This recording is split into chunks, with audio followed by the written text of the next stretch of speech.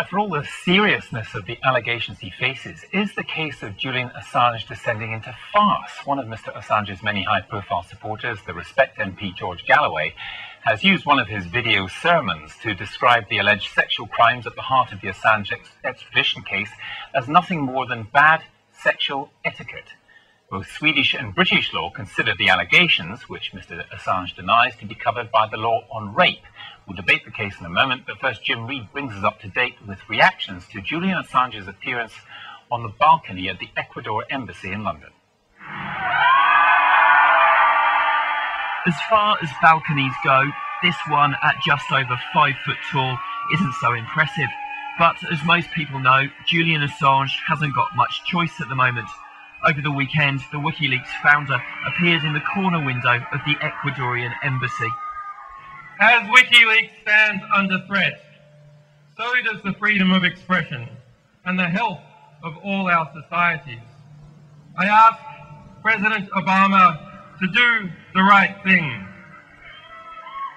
The United States must renounce its witch hunt against WikiLeaks.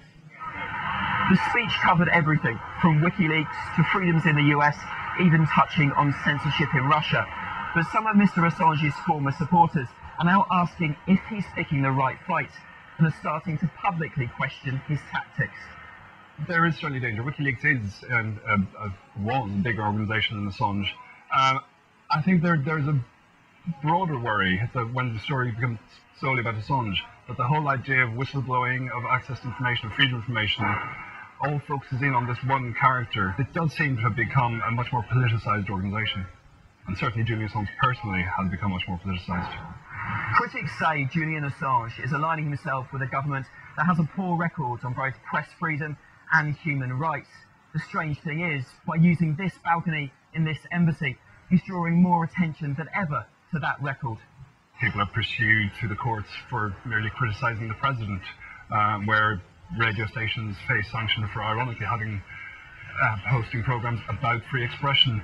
And this idea of a great heroic stand for free speech being made by Ecuador and Julian Assange was maybe a little off. But the one thing Julian Assange didn't want to talk about over the weekend was the claims of sexual assault he's now facing in Sweden, claims he has in the past strongly denied. That wasn't something that the Respect MP George Galloway, a man not known for his diplomatic niceties, shied away from today. Welcome to Good Night with me, George Galloway. In his weekly video blog, he claims the women involved agreed to spend the night with Mr. Assange. He appears to question whether the allegations constitute rape itself. Some people believe that when you go to bed with somebody, take off your clothes and have sex with them, and then fall asleep, you're already in the sex game with them. It might be really bad manners not to have tapped her on the shoulder and said, "Do you mind if I do it again?" It might be really sordid and bad sexual etiquette. But whatever else it is not rape. Or you bankrupt the term rape of all meaning. Sexual abuse campaigners have reacted with anger to those comments tonight. The charity Rape Crisis called the intervention ignorant and factually incorrect.